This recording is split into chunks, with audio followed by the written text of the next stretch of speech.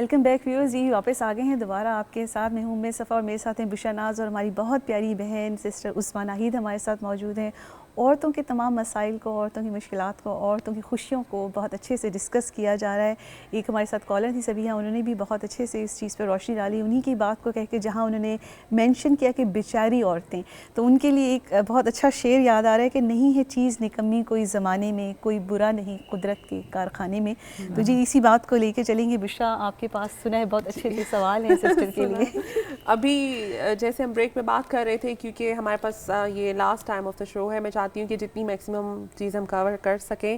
تو ایک تو ہمارے کالرز نے کہا کہ بچوں کی پرورش کے حوالے سے آپ بتائیے کچھ، کیونکہ یورپ میں، یو کے میں ماحول جو ہے اس کے ساتھ اسلامک ایجوکیشن یا تعلیمات کو لے کے بچوں کو، نسلوں کو بڑھانا آگے بڑا ایک چیلنج ہے. دوسرا جو یہ ہے، آپ نے ماشاءاللہ سے نکاح نامے پہ عورت کے حقوق کو مد نظر رکھتے ہوئے جو کام کیا، اس کے لیے کتنی سٹرگل آپ کو کرنی پڑی، کب کس سٹیج پہ جا کے وہ اپروو ہوا، اور اس کے ماشاءاللہ سے جو آؤٹ کمز ہیں وہ ضرور ہمیں بتائیے. اور تیسرا یہ جو کہا جاتا ہے، جو آج کل سوسائٹی میں مجھے لگتا ہے عورت کو جس طرح سے بنا دیا گیا، یہ سمجھ دیا گیا کہ یہ ایک ناقص عقل چیز ہے، تو مطلب اس سے کچھ اچھا ایکسپیکٹ نہیں کر سکتے. تو وہ ضرور تھوڑی روشنی ڈال دیجئے، کیونکہ میں سمجھتی ہوں آپ کے ذریعے. پہلے کون سے سوال کا پہلے جواب آپ کی چوائس ہے، اوور ٹو یو. دیکھیے، جہاں تک بچوں کی تعلیم کے بارے میں انہوں نے پوچھا ہے، بہت اچھا سوال ہے اور بہت ذمہ داری کا ہے. مجھے یہ لگتا ہے کہ ماؤں کو بچوں کو وقت دینا چاہیے. سب سے بڑی بات یہ ہے، کیونکہ ان کے لیے جو رول ماڈلز ہو سکتے ہیں وہ یا تو ٹیچر ہوتی ہے یا ماں ہوتی ہے، صحیح، جن کے پاس میکسیمم ٹائم. جہاں تک ٹیچر کا مسئلہ ہے، ان کے لیے بھی بہت بڑا چیلنج ہے اس زمانے میں کہ دنیا اس وقت جس طرح سے بھاگ رہی ہے اور جتنا اٹریکشن رکھتی ہے، غلط چیزوں کا اٹریکشن رکھتی ہے، اس میں اسلام کو اگر آپ روکھے پھیکے انداز میں پیش کریں گے تو بچے اس سے متاثر نہیں ہوں گے. اسلام کو بہت بیوٹیفائی کر کے پیش کرنا پڑے گا، کہیں زیادہ اس سے اٹریکٹیو بنا کے پیش کریے. اتنا اس کے اندر کہنا چاہیے کہ رنگ برنگی چیزیں ہوں. جیسے ہم نے اقرا کا کریکولم لانچ کیا ہے تو وہ بہت کلرفل ہیں، کلر بکس ہیں، اور ہم گائیڈ کرتے ہیں کہ کس طرح فریج کے اوپر آپ روزانہ کوئی میسج لگائیے، بچے کے لیے چیلنج کریٹ کر دیجئے. تو یہ ضرور میں آپ کو بتاؤں گی کہ جب آپ بچے کو کسی ریوارڈ کی بات کریں گے کسی بارے میں، تو چاہے وہ 15 سال ہی کا ہو، reward is very big thing for a child. چاہے کتنا بھی دولت مند ہو، لیکن ایک چاکلیٹ اس کے لیے اگر دی جا رہی ہے کسی انعام میں، تو بچہ وہ کام کر کے آئے گا. تو ماؤں کو یہ کرنا چاہیے کہ وہ ہر وقت ایک ایکسائٹمنٹ کریٹ رکھیں، بچے کے لیے کچھ سرپرائز کریٹ رکھیں. تو بچہ جو ہے وہ چاہے گا کہ ماں کو خوشخبری سنائے، باپ کو خوشخبری سنائے. دوسرے کہ اپنے قول اور عمل میں یکسانیت رکھیے. زبردست. بچہ اس کانٹرڈکشن سے جو ہے وہ ٹوٹ جاتا ہے. اور چوتھی بات یہ کہ ماں اور باپ دونوں خاص طور سے جو ہیں وہ بچے کے ہر سوال کا جواب دینے کے لیے تیار رہیں. اسلامی سوال بھی اگر وہ کر رہا ہے تو ان کو خود اتنا اسلامی نالج ہونی چاہیے. مسلسل میں دیکھ رہی ہوں، یہاں پر بہت جگہ پر گئی ہوں، کتابیں نہیں نظر آ رہی مجھے گھروں میں، بلکہ کہا گیا کہ جس گھر میں کتاب نہ ہو وہ قبرستان کی طرح ہے. جی بالکل. تو کتابیں اپنے ہاں رکھیے، خود پڑھیے، کیونکہ بچے کی زندگی میں اگر ایک سوال بچے نے کیا اور آپ نے اس کا صحیح اوتھینٹک جواب نہیں دیا تو آپ نے اس کی شخصیت کو توڑا ہے. اگر یہ پروسیس اس کی زندگی میں 1000 دفعہ ہو گیا تو آپ نے خود اپنے بچے کی شخصیت کو توڑ پھوڑ دیا ہے. کیسے آپ امید کریں گے کہ وہ کوئی اچھا لیڈر بن جائے؟ صحیح ہے نا. تو نہیں، ہمیں قوم کے لیڈر اسی لیے نہیں مل رہے ہیں کہ ماؤں کی نیگلیجنس بہت بڑی ہے. اس طرف دھیان دیں. ہم بہت کہنا چاہیے کہ سطحی چیزوں کی طرف ہمارا دھیان ہے کہ اس کو ٹفن بنا کے دینا ہے، اس کا یہ کرنا ہے، ہوم ورک کرنا ہے. اسی دوران آپ گھر کا ایٹماسفیئر ایسا کریٹ کر سکتی ہیں کہ بچہ جو ہے وہ الگ اس میں گرو کرے. پرسنل اٹینشن جو ہے نا، اسی سے جتنے بھی آپ بزرگان دین کے واقعات سنیں گے، پرسنل اٹینشن جو ہے کسی فرد کے اوپر، بچہ ہو یا کوئی بھی ہو، اس سے شخصیت نکھرتی ہے. وہ کوشش کریں.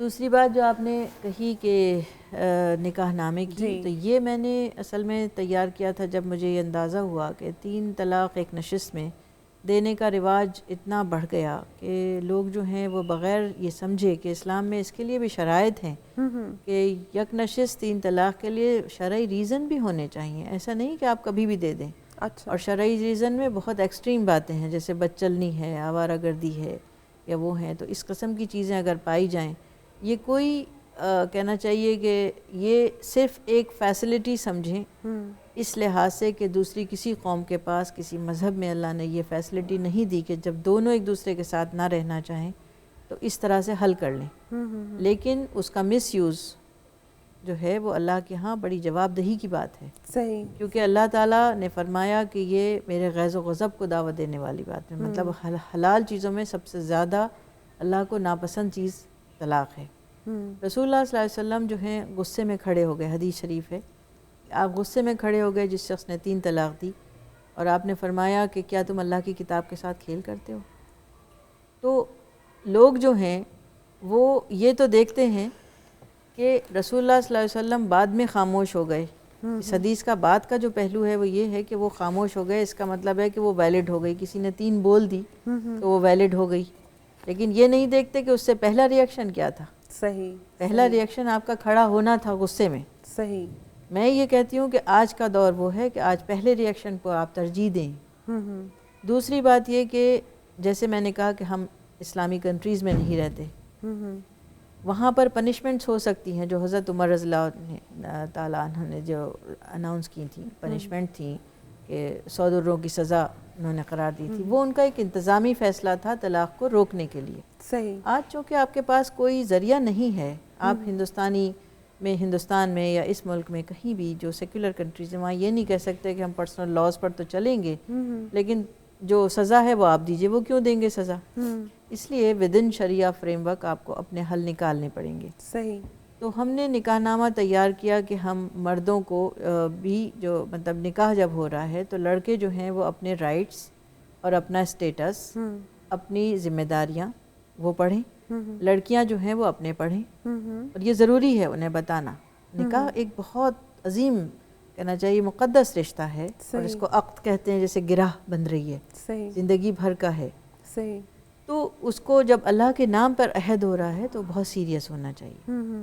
اور اس کے بعد بھی بہت سارے ایشوز تھے جس میں ہمیں لگتا تھا کہ جب اگر طلاق ہو گئی ہے تو بچوں کی کسٹڈی کا مسئلہ ہے. عورت کے لیے کوئی اس وقت بیت المال کا سسٹم نہیں ہے کہیں بھی، ہندوستان میں تو نہیں ہے، یہاں کا مجھے معلوم نہیں کہ بے مطلقہ ہے تو اس کو یہاں سے سپورٹ ملے گا.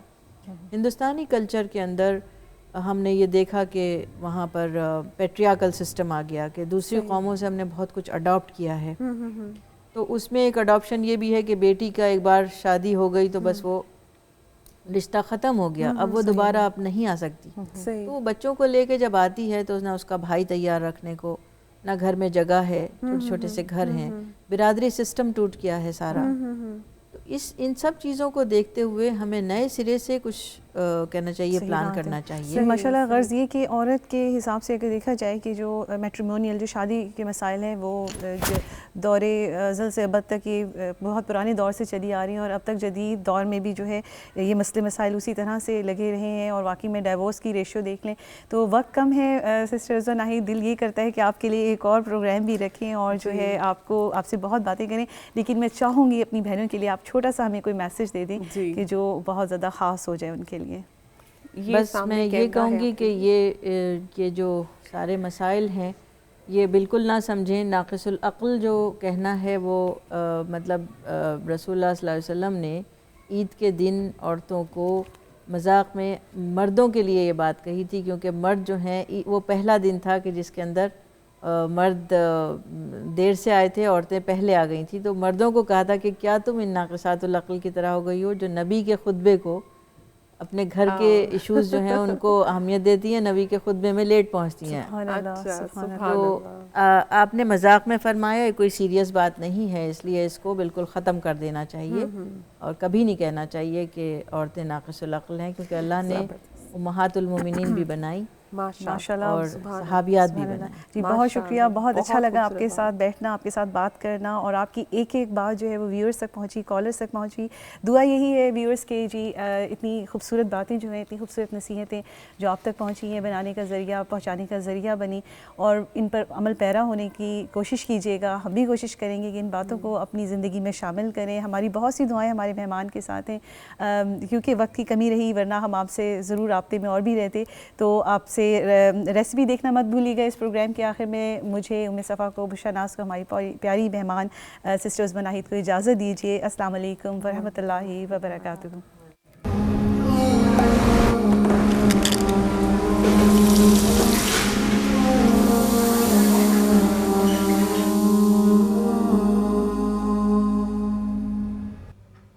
बिस्मिल्लाहिर्रहमानिर्रहीम, अस्सलाम वालेकुम। आज मैं आपको बहुत मज़ेदार चिकन पिज़्ज़ा बर्गर बनाना सिखाऊंगी।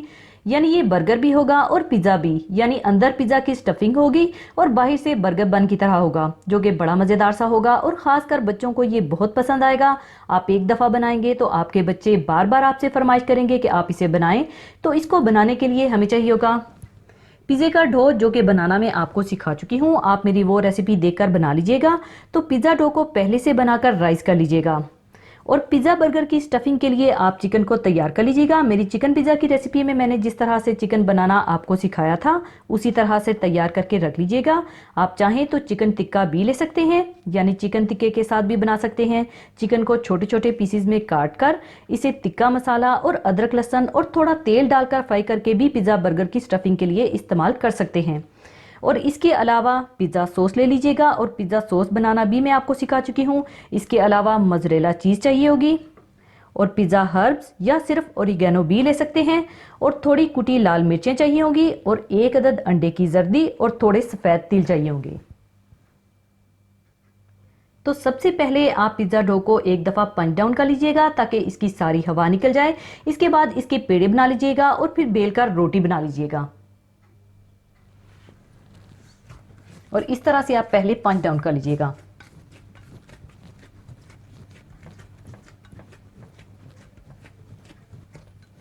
इसके बाद इसके पेड़े बनाकर आप रोटी बेल लीजिएगा।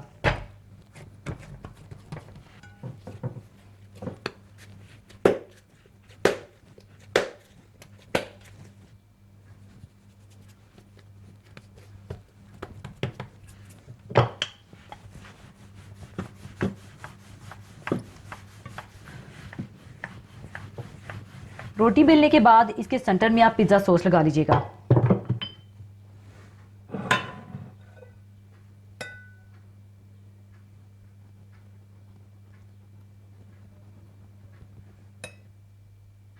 इसके बाद इस पर मोज़रेला चीज, थोड़ी हर्ब्स, कुटी लाल मिर्चें और थोड़ा चिकन डाल लीजिएगा।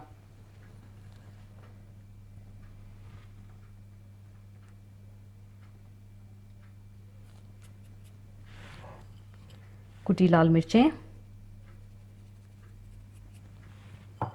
थोड़ी हर्ब्स और चिकन डाल लीजिएगा।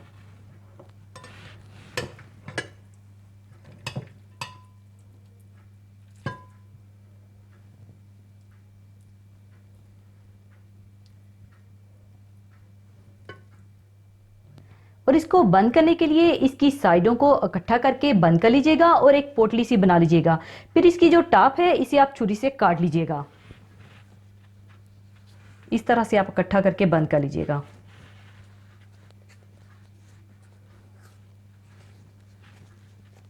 अच्छी तरह से दबाकर ऊपर से आप काट दीजिएगा।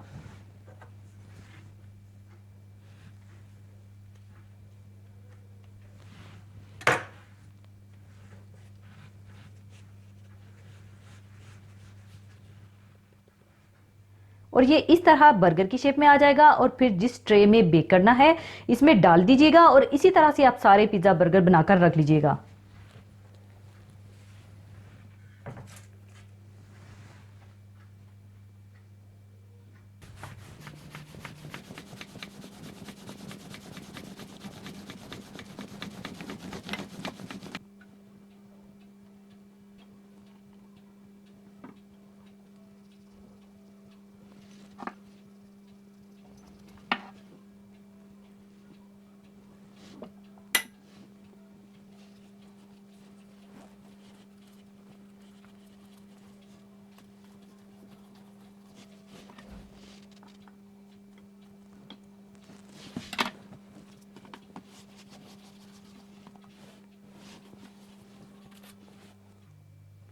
सारे पिज़्ज़ा बर्गर बनाने के बाद आपने इसे कम से कम आधे घंटे के लिए कवर करके छोड़ देना है ताकि ये दोबारा से अच्छी तरह से राइज हो सके।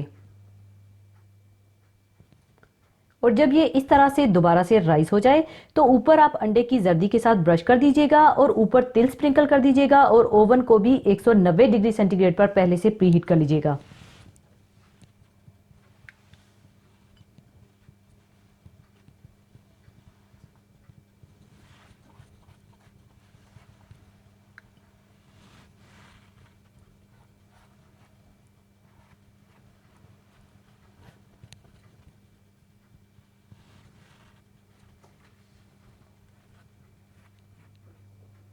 اور اوپر تل سپرنکل کر دیجئے گا.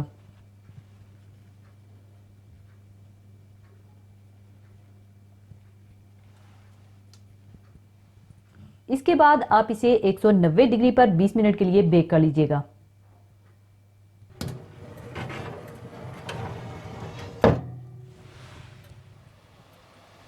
بیک کرنے کے بعد آپ انہیں نکال لیجئے گا.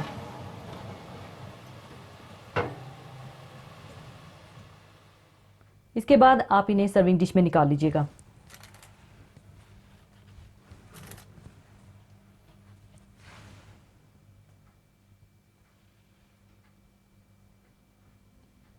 آپ چاہیں تو چکن پیزا برگر کو فرینچ فرائز کے ساتھ سرو کیجئے گا.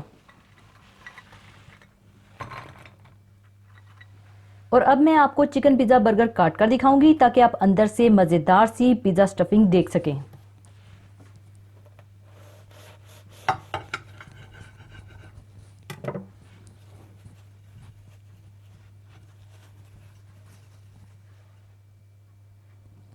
لیجیے بہت مزیدار چکن پیزا برگر تیار ہے اور یہ خاص طور پر آپ بچوں کے لنچ باکسز کے لیے بنا کر دے سکتے ہیں اور آپ ان کے بنز بنانے کے بعد انہیں فریز بھی کر سکتے ہیں اور جب آپ کا دل چاہے نکالیے اور جب روم ٹیمپریچر پر آ جائے تو انہیں آپ بیک کر کے انجوائے کیجیے گا یا پھر آپ انہیں کوک کر کے بھی رکھ سکتے ہیں اور پھر پلاسٹک ریپ کر کے فریز بھی کر سکتے ہیں.